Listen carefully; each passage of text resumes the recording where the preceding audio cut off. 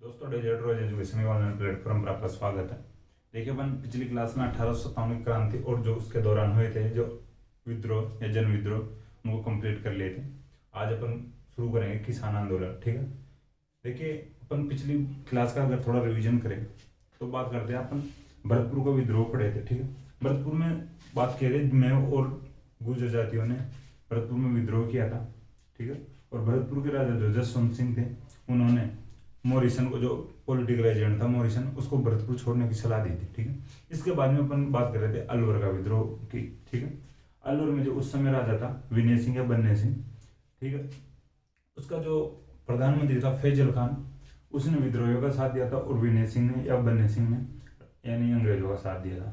इसके बाद में अपन बात कर रहे थे जयपुर का विद्रोह। देखिए जयपुर में जो विद्रोही थे सादुल्ला खान, विलायत खान और उस्मान खान थे। ठीक है, और यहाँ पर जो पॉलिटिकल एजेंट था इडन था। ठीक, और जयपुर का जो राजा था राम सिंह सेकंड।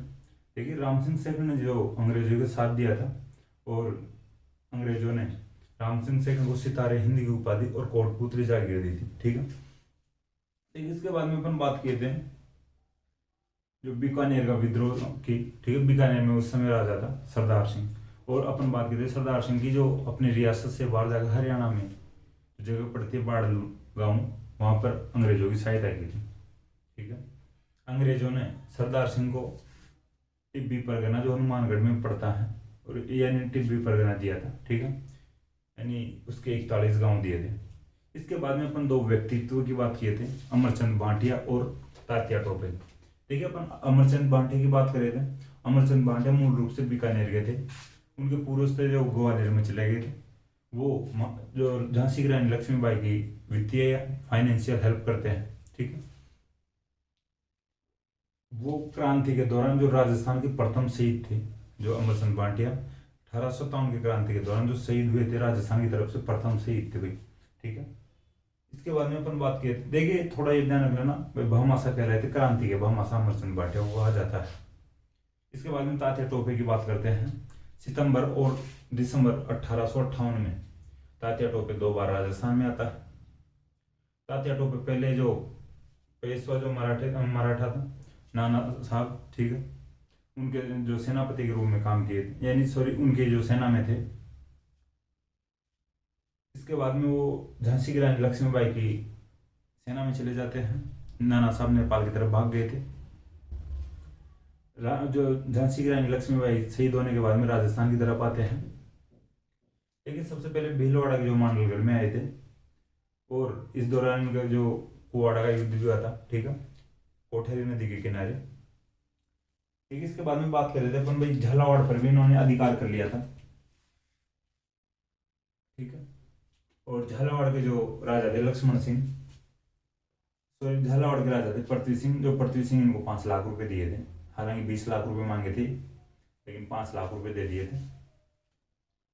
इसके बाद यानी बांसवाड़ा रियासत पर भी अधिकार कर लिया था तात्या टोपे ने। झालावाड़ से तो पैसे लेकर निकल जाते हैं और बांसवाड़ा रियासत पर भी अधिकार कर लिया था दिसंबर 1858 में। ठीक है, देखिए अपन तात्या टोपे की यहाँ तक बात किए थे, और तात्या टोपे की जो हेल्प और किए थे जो सलूम्बर के केसरी सिंह और कोठारिया के जोत सिंह ने भी इनकी सहायता की थी। ठीक है, सलूम्बर के केसरी सिंह और कोठारिया के जोत सिंह ने इनकी सहायता की थी तात्या टोपे की। देखिए बीकानेर के राजा सरदार सिंह की अपन बात किए थे कि 10 घुड़सवारों की सेना दी थी तात्या टोपे को। ठीक है, लेकिन तात्या टोपे राजस्थान की सभी रियासतों में जाते हैं केवल एक जैसलमेर को छोड़कर हेल्प के लिए। ठीक है, तात्या टोपे हेल्प की यानी मदद की आवश्यकता के तौर पे या मदद मांगने के लिए राजस्थान की सभी रियासतों में जाते हैं, लेकिन जैसलमेर में नहीं गए थे।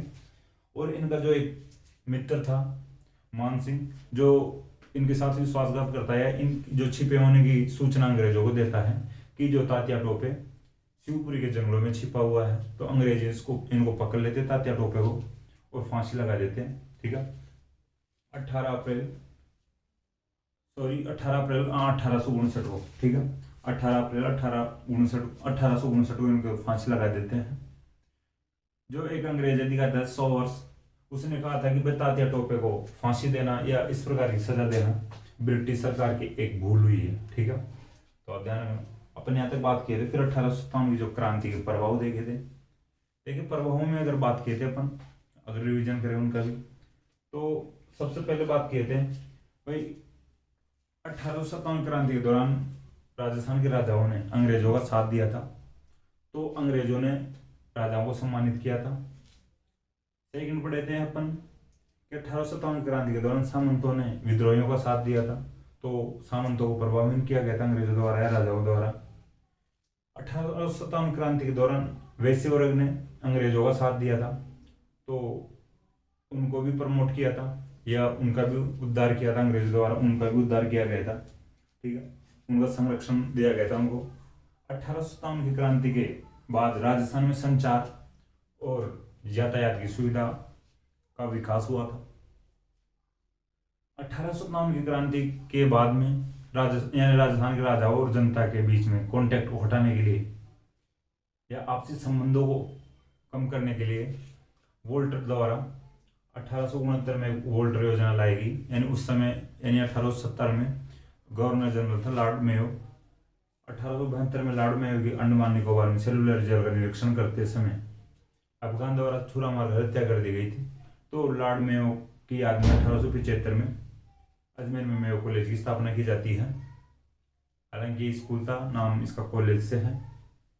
इसका जो प्रथम विद्यार्थी मैं आपको बता चुका हूँ पहले, अलवर का जो राजा था मंगल सिंह था, वो हाथी पर भी बैठ कर आता था, वो बाद में मैं आपको बता चुका हूँ पहले।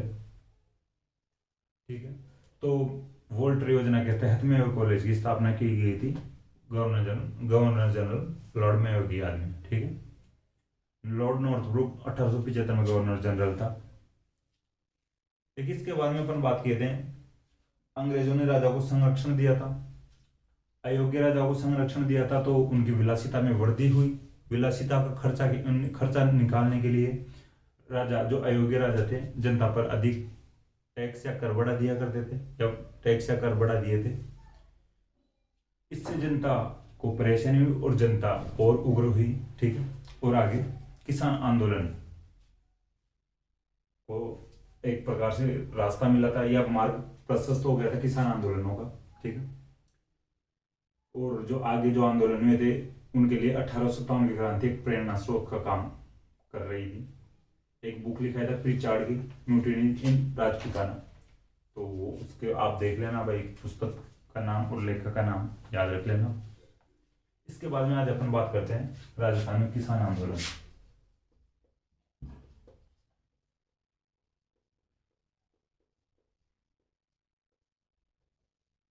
ठीक है, देखिए किसान आंदोलनों की अपन बात करें तो किसान आंदोलनों की आवश्यकता क्यों पड़ी, तो अपन एक बात जो लास्ट में बात कर रहे थे प्रभावों में, 1857 क्रांति के जो प्रभावों में, कि भाई राजा या अयोग्य राजा किसानों पर अत्यधिक कर बढ़ा दिया करते थे या कर बढ़ा दिए थे।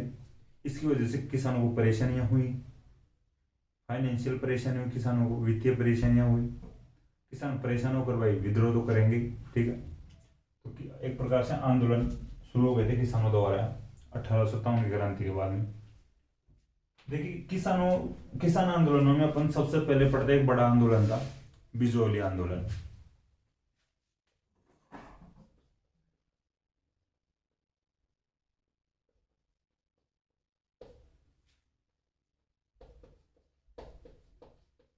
ठीक है, देखिए बिजोली आंदोलन की अपन बात करें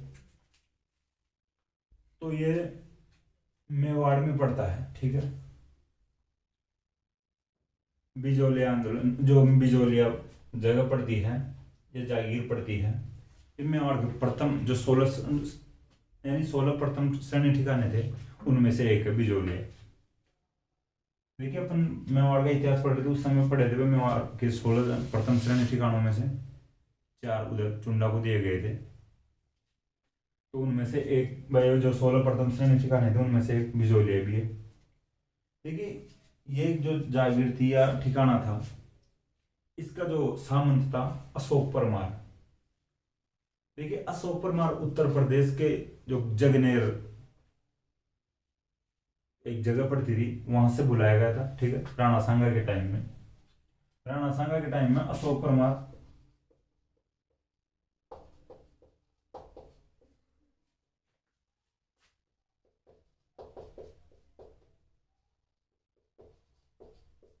ठीक है, जगह उत्तर प्रदेश में जगह पड़ती है, वहां से अशोक परमार को बुलाया गया था राणा सांगा के द्वारा। देखिए बिजोलिया ठिकाना इनके अंडर में आता था, ठीक है, बिजोलिया जो ठिकाना था जो अशोक परमार के अंडर में आता था, सामंत बनाया गया था अशोक परमार को राणा सांगा के द्वारा। ये जागीर दी गई थी अशोक परमार को, ठीक है। देखिए जो ये बिजोलिया ठिकाना या जागीर थी, ये इसका मुख्य केंद्र था, ठीक है।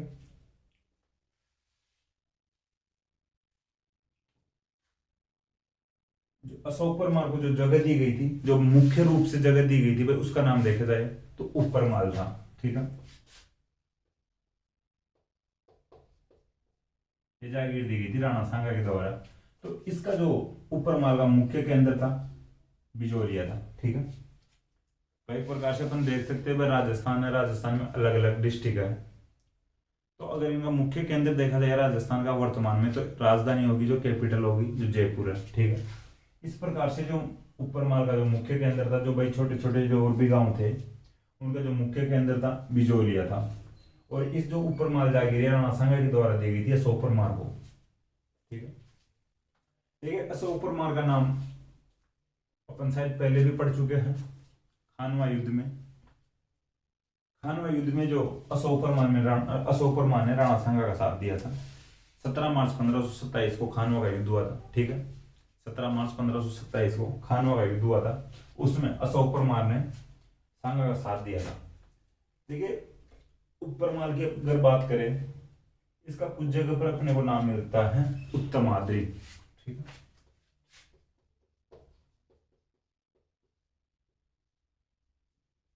उत्तमाद्रि जब भी नाम मिलता है अपने को। उत्तम का मतलब जो है ऊपर, और पहाड़ी वाले एरिया, देखिए आद्री का मतलब जो पहाड़ी वाला एरिया, जो ऊपर की ओर, ठीक है। और इधर भी भाई माल का मतलब होता है पहाड़ी, और ऊपर का मतलब ऊपर वाला एरिया, जो पहाड़ी के ऊपर रहने वाले, ठीक है। तो उत्तमाद्रि भी अपने को नाम मिलता है, उत्परमाल भी नाम मिलता है। इसका जो सामंत था अशोक परमार था, राणा सांगा द्वारा उत्तर प्रदेश के जगनेर से बुलाया गया था।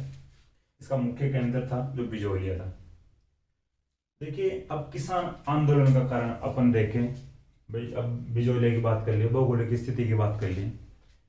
देखिए कारण था भाई किसानों के जो सभी आंदोलन हुए थे, जैसे बूंदी का आंदोलन, जैसे बेंगू आंदोलन, इनकी अपन बात करें तो भाई क्यों हुए थे। देखिए जो राजा थे या सामंत थे, तो अधिक भू राजस्व कर लिया लगा दिया करते थे, ठीक है भाई। राजा देखिए एक बात और बता देता हूँ, इस समय जो राजा थे, ये बिजोलिया जो किसान आंदोलन हुआ था, उस समय जो मेवाड़ के महाराणा थे या राजा थे, फतेह सिंह जी थे,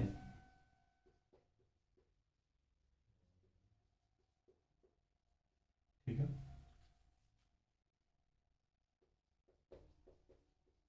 महाराणा फतेह सिंह राजा थे मेवाड़ के।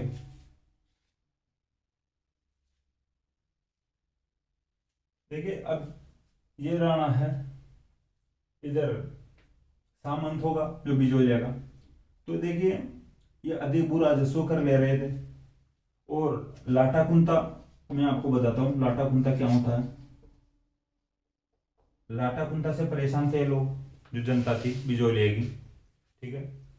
देखिए दो कर भी थे, इनकी भी अपन बात करेंगे, चौमरी कर और एक कर था तलवार बंदाई कर,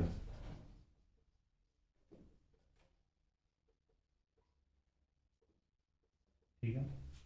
चौमरी कर, तलवार बंदाई कर, और एक प्रथा थी भाई इनके भी इनके समय में बेगार, ठीक है, बेगार प्रथा।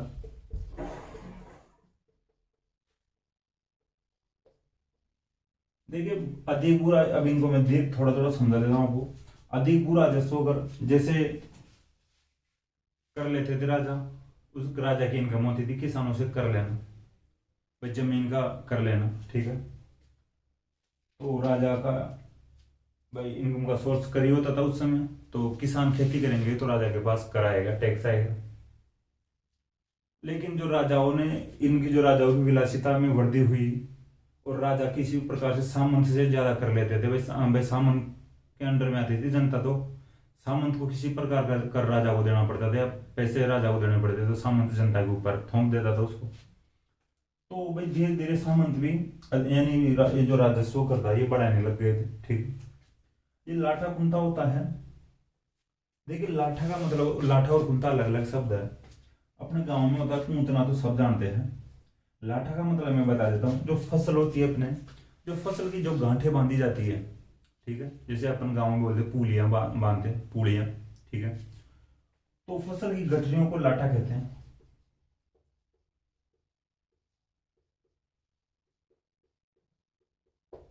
ठीक है, फसल की गठरी।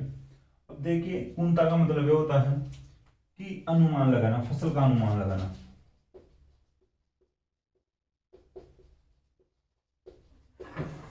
ठीक है, अपने आज भी ऐसा होता है कि जैसे अपने गांव में होता है, जैसे तूड़ा हो गया, एक गेहूं हो गया, बाजरा हो गया,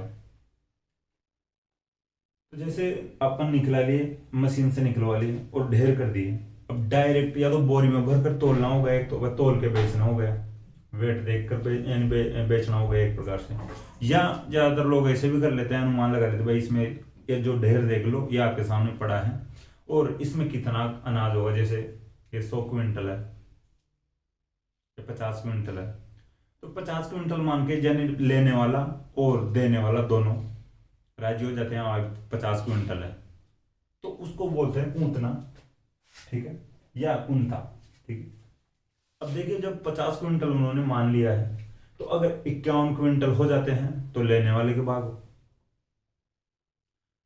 और अगर 49 क्विंटल हो जाते हैं तो बेचने वाले के भाग फूटे। ठीक, देख यानी 49 क्विंटल हो जाता है तो लेने वाले के भाग फूटे, और 51 क्विंटल हो जाए तो लेने वाले के भाग सही हो। ठीक है, भाई वो नुकसान में जाएगा तो भी लेने वाला जाएगा, और फायदे में रहेगा तो भी अगर लेने वाला रहेगा। अगर उसके ज्यादा आ जाता है 50, अगर उन्होंने मान लिया है 50 से ज्यादा हो जाए तो भी लेने वाला फायदे में रहेगा, और 50 से कम हो जाए तो भी लेने वाला नुकसान में रहेगा। ठीक है, तो ये लाटा कुंता की जो प्रथा थी। तो देखिए जो इधर जो अधिकारी आता, इनके किसानों के पास आता और ये जो इनकी फसल को कूदने लग जाता था, भाई जो यानी टैक्स के रूप में लेता था उस समय, जैसे 100% जो भी हुआ उनका, तो यानी 1/3 जो भाग लेता था उन जो भी कर लेते थे उस समय फसल का, जैसे तो 90 बोरियां हुई तो भाई हमें दे दो 30 बोरियां। ठीक है, तो देखिए अधिकारी आता था यहाँ कूदने के लिए और ये बता देता भाई आपके इतना ढेर है और इसमें इतना हो जाएगा और इसका 1/3 भाग टैक्स के रूप में दे दो। अब किसान कहता था कि भाई आप ऐसे कूद के मत ले, आप तोल के ले लो। ठीक है, फसल निकलाने के बाद में तोल के ले सकते हो। लेकिन जो अधिकारी आते भाई तो मनमानी करते थे, तो ये कूद के ले जाते थे। ठीक है, तो इससे भी किसानों में विरोध हो रहा था। अभी चौरीकर की बात करें तो अपन थोड़े बाद में भी करेंगे, इन दोनों करोगी, लेकिन फिर भी थोड़ा इनका बता देता हूँ मैं पहले ही। देखिए जो चौरीकर था 1903 में जो सामंत था करशन सिंह बन गया था। ठीक है, 1903 में जो उस समय जो सामंत था करशन सिंह लगाता है। ठीक है,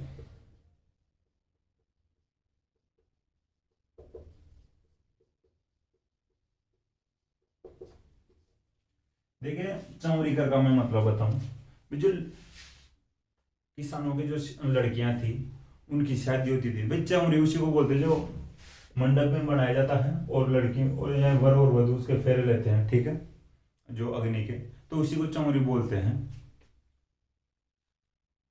तो किसानों की लड़कियों की जब शादी होती थी तो उस समय करशन सिंह ने ऐलान करवा दिया कि भाई किसी भी लड़की की शादी होगी, किसान की लड़की की शादी होगी तो चौरी के रूप में टैक्स देना होगा। ठीक है, जो इस करशन सिंह सामंत था। तो इन लोगों ने सोचा, जो जनता ने सोचा कि भाई ये किस प्रकार का टैक्स है, दुनिया तो देखिए, आज भी दुनिया लोग यही होते हैं भाई, लड़की की शादी होती है, नौता आए चाहे नहीं आए, इनवाइट आए चाहे नहीं आए, लेकिन फिर भी हो सके यानी फुर्सत के अकॉर्डिंग कन्यादान पहुंचाते हैं। ठीक है, भाई लोग सोचे, जनता सोचे कि भाई लोग तो कन्यादान पहुंचाते हैं और ये अगला इस प्रकार से मनमानी कर रहा है कि हमारी तो लड़की की शादी हो, और ये ऊपर से टैक्स ले रहा है लड़की की शादी। तो देखिए, इससे भी लोग परेशान हो चुके थे, और फिर इसके पास कुछ अर्जियां लगाई लेकिन ये नहीं माना, तो इससे परेशान होकर लोग गांव छोड़ के जाने को तैयार हो गए थे, या बिजोलिया छोड़कर जाने के लिए तैयार हो गए थे। लेकिन बिजोलिया की थोड़ी भौगोलिक स्थिति भाई, इधर ये राजस्थान है, तो इधर बिजोलिया था, इधर कोटा बूंदी की सीमा लगती थी, और इधर जो ग्वालियर वाला क्षेत्र पड़ता था। ठीक है, तो ये बिजोलिया से इधर ग्वालियर साइड भी चले जाया करते थे, तो ये ग्वालियर साइड जाने के लिए तैयार हो गए और गांव छोड़कर जाने लगे। तो कृष्ण सिंह वापस इनको इनके पीछे भागता है और वापस बुला कर लाता है। भाई गांव वाले गांव छोड़, या जनता गांव छोड़ के चले जाएगी तो खेती कौन करेगा, और खेती कोई नहीं करेगा तो सामंत के पास कर भी नहीं आएगा। ठीक है, टैक्स नहीं आएंगे, तो वापस कृष्ण सिंह, हालांकि फिर इस टैक्स को हटा दिया था। ठीक है, तो कृष्ण सिंह ने किसानों की जो कन्याओं या किसानों की लड़कियों की शादी पर, या किसानों की लड़कियों की शादी के बदले में टैक्स लेना शुरू कर दिया था 1903 में, जिसे चौरी कर कहा जाता है। ठीक, इसके बाद में 1 करोड़ पढ़ते अपन तलवार बंदाई कर। देखिए, कृष्ण सिंह 1906 में मर जाता है। ठीक है, 1906 में कृष्ण सिंह की मृत्यु हो जाती है, इसके औलाद या संतान नहीं थी। तो वापस जो इनके जो औलादे संतान नहीं थी, तो अशोक परमार इधर जगनेर से आते हैं, तो इन्हीं जगनेर से अशोक परमार के कोई परिवार में होगा कोई, तो एक पृथ्वी सिंह को लेकर आते हैं और यहाँ पर सामंत बनाते हैं। ठीक है,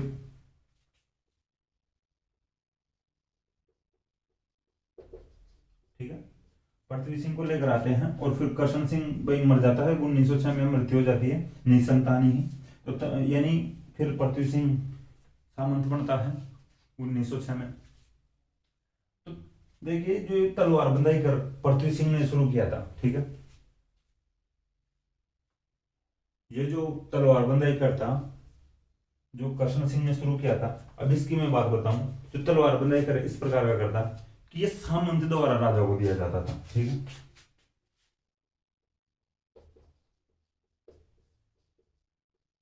ठीक है, जो तलवार बंदाई करे जो सामंत राजा को देता था।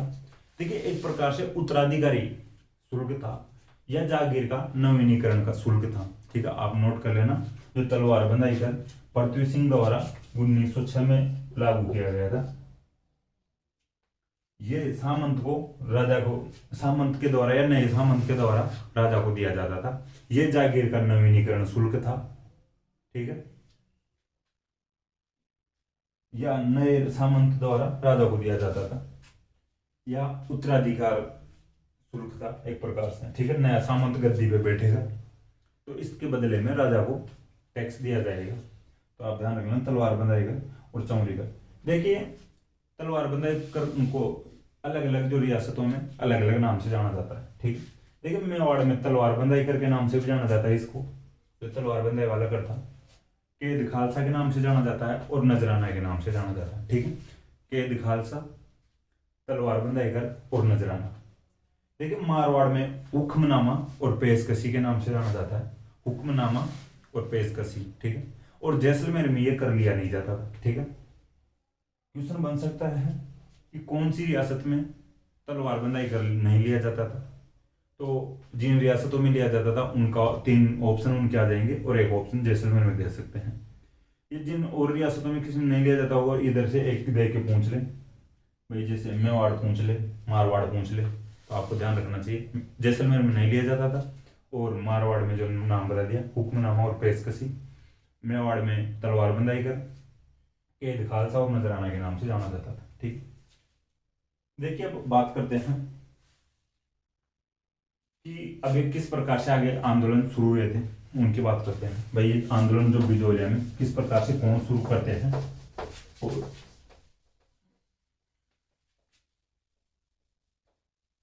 देखिए जो बिजोलिया में थे जो ज्यादातर जो जाति थे वो धाकड़ जाति के किसान थे। ठीक, धाकड़ जाति के किसान थे, ये इनके जो टैक्स वगैरह जो कर थे इनसे परेशान हो ही रखे थे सामंतों की जो मनमानी करो से। ठीक है,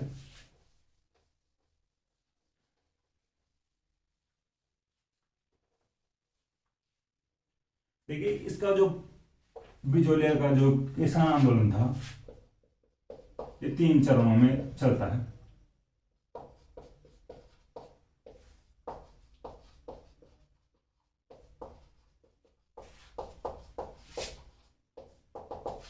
ठीक है, अपन आज पढ़ेंगे प्रथम चरण, फिर दूसरा और तीसरा जो कल पढ़ेंगे।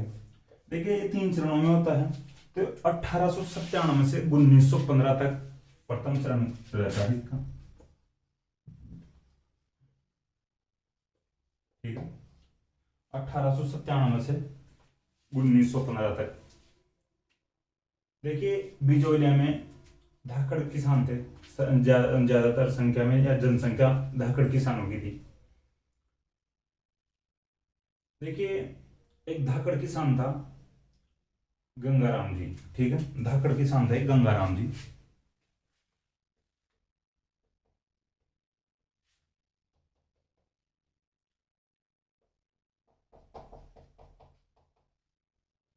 देखिए गंगाराम जी के घर पर एक मृत्यु का प्रोग्राम था। मृत्यु भोज का प्रोग्राम था भाई, मृत्यु का क्या प्रोग्राम होगा, मृत्यु भोज था गंगाराम जी का। अब देखिए अपने गांव में जो आज भी नुक्ता होता है, मृत्यु भोज को नुक्ता ही बोलते हैं भाई, मौसर बोलते हैं। देखिए मौसर और जोसर की मैं एक बात बता देता हूँ। ये एक पर जो शब्द अवसर, अवसर से बना है, मौसर और जोसर।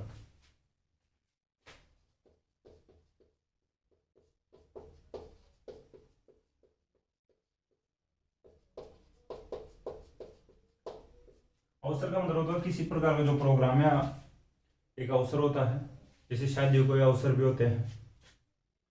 ठीक है, तो अवसर से बना दिया। मौसर का मतलब होता है मृत्यु के दौरान, मृत्यु के बाद में जो प्रोग्राम होता है, मृत्यु भोज होता है, उसको मौसर बोलते हैं।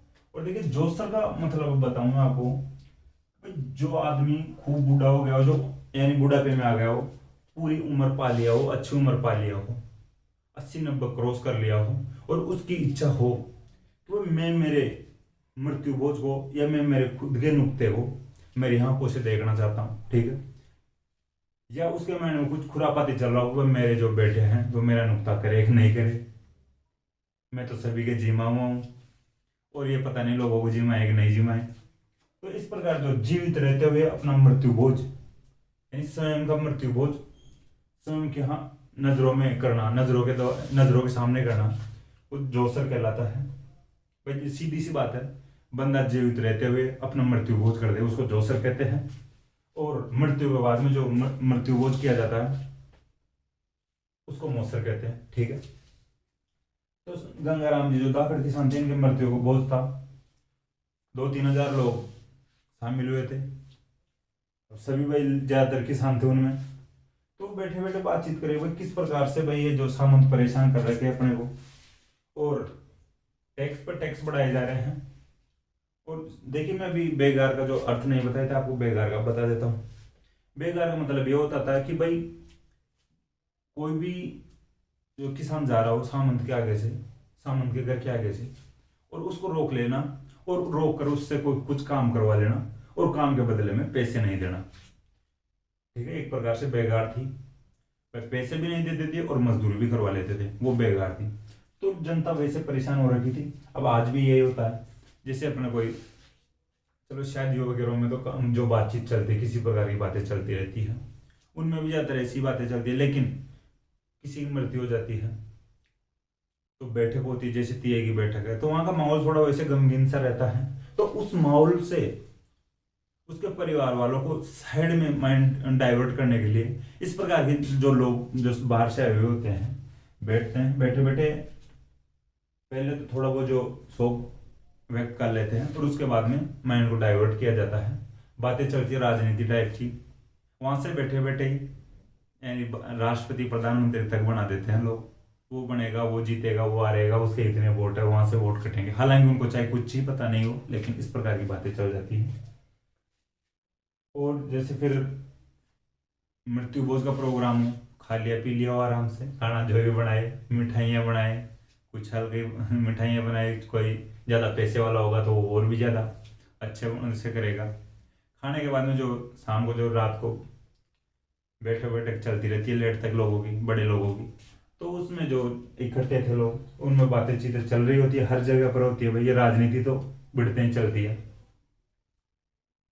तो इनके बीच में बातें शुरू होती हैं, भाई जो सामंत परेशान कर रखा है, लाटा कुंटा से परेशान कर रखा है, बेगार करवा लेता है, और इधर एक चौरी कर लगा दिया, तलवार बंदाई कर लगा लेते हैं ये।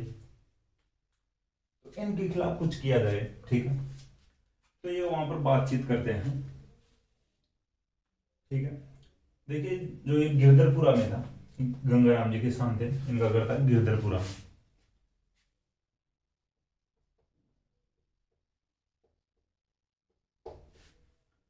तो ये बातचीत करके फिर एक बंदे के पास जाते हैं, वहां पर थे भाई जो बिजोलिया में एक पुस्तकालय था या लाइब्रेरी थी, वहां पर जो कर्मचारी थे साधु सीताराम दास, ठीक।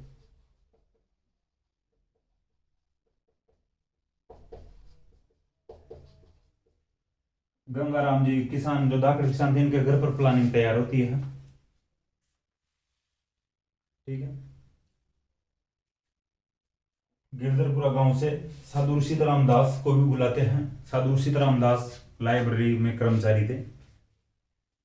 इनसे बातचीत करते हैं भाई किस प्रकार से इनकी आगे शिकायत की जाए, शिकायत करे भी तो किसके पास करे। तो साधु सीताराम दास भाई पढ़े हुए थे, लाइब्रेरी में भी काम करते थे, पुस्तकों वगैरह को भाई ध्यान रखना होता था, इसका मतलब पढ़े हुए थे। इनसे बातचीत करते हैं और जो किसान, और ये इनको एक आइडिया देते हैं कि भाई आप जो दो पटेल थे, नानजी पटेल और ठाकरी पटेल, इन सभी किसानों को समझाते हैं, और दो लोगों की जो नानजी पटेल और ठाकरी पटेल, इन दो लोगों के नेतृत्व में जो शिकायत भेजी जाती है मेवाड़ महाराणा फतेह सिंह के पास,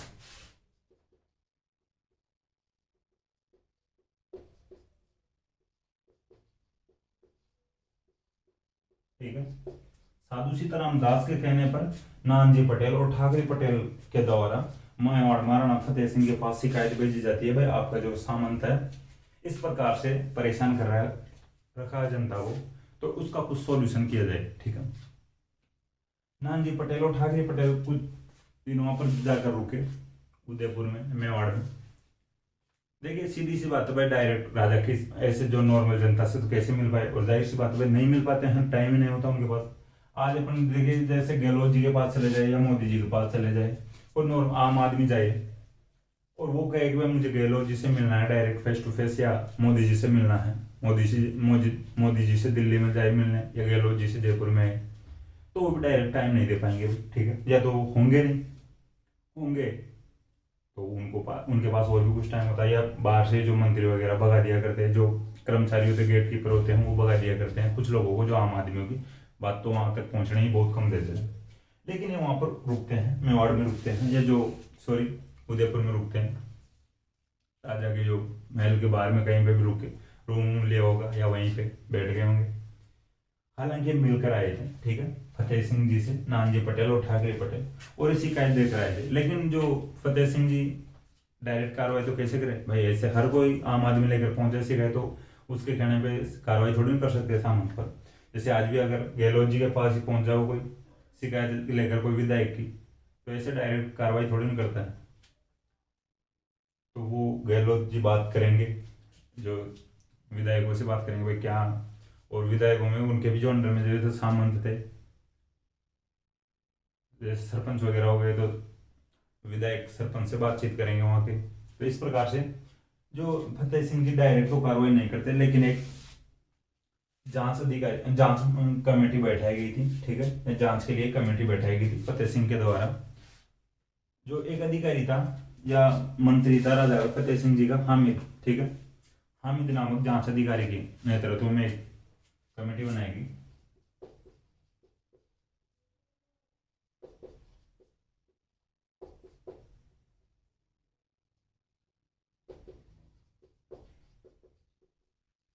और हामिद नामक जो है अधिकारी था राजा का, इसको भेजा गया यहाँ पर बिजोलिया में, और इसने रिपोर्ट तैयार की ठीक है। इसने रिपोर्ट तैयार की और ये किसानों से मिला, तो इसको लगा कि भाई यार किसानों की तो गलती नहीं है, गलती तो सामंत की ही है। ठीक है। हामिद किसानों के पक्ष में रिपोर्ट तैयार करता है।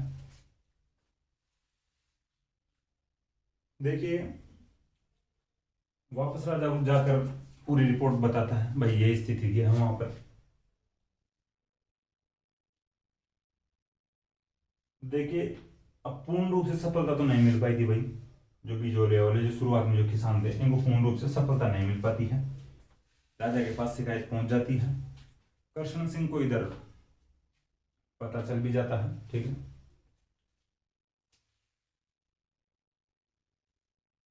हालांकि करशन सिंह उस समय फिर देखिए अकाल क्या नाम अपन पढ़ते हैं, छप्पनिया अकाल।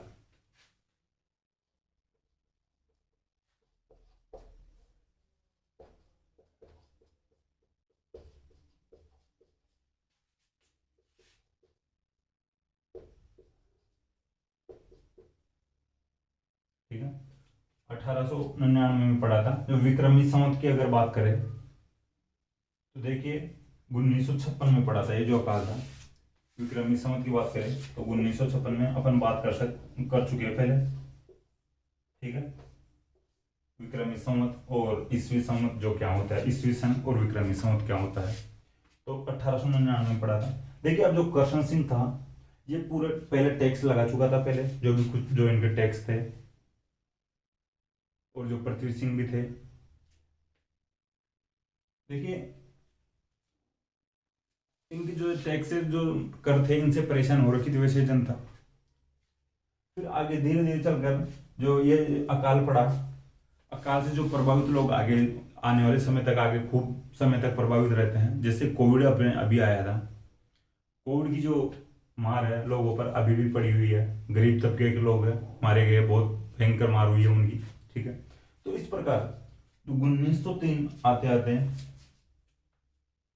जब कृष्ण सिंह जो चमोली कर भी लगा रहा था और परेशान जनता हो रखी थी, राजा के जो महाराणा के पास जो शिकायतें पहुंच चुकी थी, तो जनता को खुश करने के लिए इस अकाल के बाद में जो टाइम था उनके पास, अकाल जो के बाद में, तो तब थोड़े बहुत जो कर हटा दिया था। ठीक है। या कुछ रियायतें दे दी गई थी भाई। ठीक है। लेकिन पूर्ण रूप से जो मुख्य मुख्य जो कर लगाए गए थे जो सामंतों द्वारा उनको नहीं हटाया गया था। हालांकि कुछ मात्रा में एक प्रकार से अपन बोलते हैं ना ठंडे पानी के छींटे मारना। ठीक है। भाई जैसे कोई आग भभक रही हो और थोड़ा पानी डालने से थोड़ी कम हो जाती है, तो थोड़े दिनों के लिए तो जनता थोड़ी शांत हो जाती है, लेकिन फिर भी उनको पूर्ण रूप से सफलता नहीं मिल पाती है। 1903 में चमोली कर लगाया गया था और 1906 में कृष्ण और जो पृथ्वी सिंह के द्वारा तलवार बंदाई कर लगाया गया था। तो देखिए इस प्रकार से जो ये जो प्रथम चरण था वो स्थानीय नेताओं द्वारा चलाया गया था। ठीक है। स्थानीय नेताओं को मतलब है अपन एक तो साधु सीताराम दास की बात कर लिए है। ठीक है। देखिए 3 नेता और बात करते हैं, जैसे प्रेमचंद बील थे। ठीक है। प्रेमचंद बील, फतेहकरण चारण और ब्रह्मदेव। ठीक है। फतेहकरण चारण और ब्रह्मदेव और प्रेमचंद बील।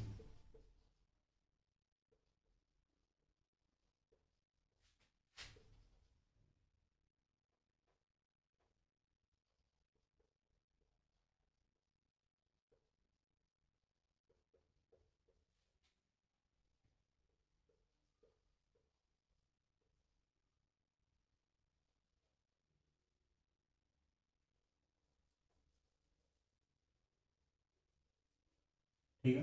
प्रेमचंद बीर, फतेहकरण चारण और जो एक थे जो ब्रह्मदेव।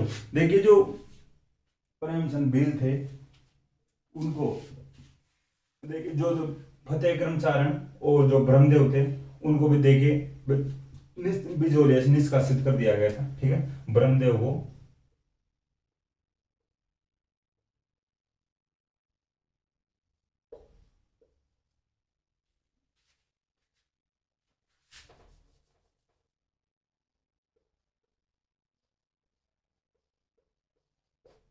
ठीक है, इन दोनों को निष्कासित कर दिया था बिजोलिया से, फतेहकरण चारण और ब्रह्मदेव को। ठीक है।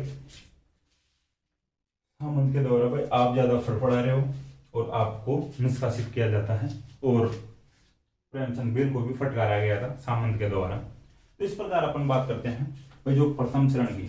देखिए इनमें जो टैक्स थे, इनके जो कर थे, जो सामंत द्वारा लगभग 84 प्रकार के जो कर लगाए गए थे जनता पर। देखिए 84 प्रकार के जो कर थे, आप लिख लेना, राजाओं द्वारा 84 प्रकार के कर लगाए गए थे बिजोलिया में सामंतों द्वारा, सॉरी राजाओं द्वारा, सामंतों द्वारा। हालांकि जो राजा सामंतों से लेते थे, सामंत जनता से लेते थे, वो तो एक ही बात है। जैसे आज गहलोत जी कितनी मार डाले जनता के ऊपर, विधायकों के लिए गए चाहे गहलोत जी के लिए गए, उधर मोदी जी डाले, इधर सांसदों के लिए गए चाहे मोदी जी के लिए गए। लोग करते हैं महंगाई बढ़ रही है, महंगाई बढ़ रही है, चाहे कुछ भी हो, किसी की सरकार हो, पार्टी हो, अपने को उनसे कोई मतलब नहीं है। कांग्रेस पार्टी थी उस समय, बीजेपी वाले कहते थे, यानी कांग्रेस की सरकार थी। अब वर्तमान में जो बीजेपी की सरकार है के अंदर में तो कांग्रेस वाले कर रहे हैं, तो वो तो सभी चलते हैं, उनका फंडा यही होता भी, अपना कोई मतलब नहीं। ठीक। लेकिन जो 84 प्रकार के जो करते हैं, इनमें स्थायी और अस्थायी दोनों प्रकार के करते। मुख्य रूप से जो जनता को परेशान कर रहे थे वो कुछ करते हैं, जैसे चमोरी कर हो गया, तलवार बंदाई कर हो गया। ठीक है, तो इस प्रकार के जो करते हैं जो परेशान कर रहे थे लोगों को या जनता को। देखिए अब अगला जो चरण था, यह चरण है द्वितीय चरण, जो हम नेक्स्ट क्लास में पढ़ेंगे। तो द्वितीय चरण और तृतीय चरण, तीनों चरणों को अपन नेक्स्ट क्लास में कंप्लीट कर लेंगे। आज जो बिजोलिया वाला जो एक बड़ा ही आंदोलन था, इसकी बात किए थे अपन। देखिए जो ये सबसे लंबे समय तक चला था, ठीक है, और विश्व का एकमात्र अहिंसक आंदोलन बताया जाता, यानी इतना लंबा चलने वाला, ठीक है, बिजोलिया आंदोलन था जो। तो अपन बिजोलिया आंदोलन की बात कर लिए हैं। देखिए जो नेक्स्ट जो द्वितीय चरण है 1915 से 1923 तक चला था, ठीक है, 1915 से 1923 तक। देखिए इसमें थोड़ा और रोचक फैक्ट आएंगे। इसमें जो बाहर के जो नेता थे या पॉलिटिक्स वाले जो लोग थे, जैसे अपन नाम पढ़ते हैं विजय सिंह पथिक, ठीक है, वो भी इस आंदोलन से जुड़ गए थे दूसरे चरण में। और जो तीसरा चरण था इसका 1923 से 1941 तक चलता है, वो बिजोलिया आंदोलन के पतन का चरण था। और जो द्वितीय चरण था बिजोलिया आंदोलन का जो चरम का चरण, यानी चरम का चरण था, ठीक है। इसमें बहुत जो लोगों द्वारा आंदोलन सही तरीके से किया गया था। विजय सिंह पथिक भी जुड़ गए थे, माणिक्यलाल वर्मा जुड़ गए थे, कुछ जो समितियां बनी थी, कुछ समाचार पत्र भी प्रकाशित किए गए थे जो बिजोलिया आंदोलन की खबरें प्रकाशित करते थे, ठीक है। उनकी अपन बात करेंगे नेक्स्ट क्लास में। तो अपन ने आज बिजोलिया आंदोलन का प्रथम चरण पढ़ लिया है, ठीक है, 1897 में से 1915 तक जो प्रथम चरण था। दोस्तों मुझे आशा है कि क्लास आपको पसंद आएगी। अगर क्लास आपको पसंद आए तो क्लास को लाइक करें, कमेंट करें, अपने दोस्तों के साथ शेयर करें। थैंक यू दोस्तों।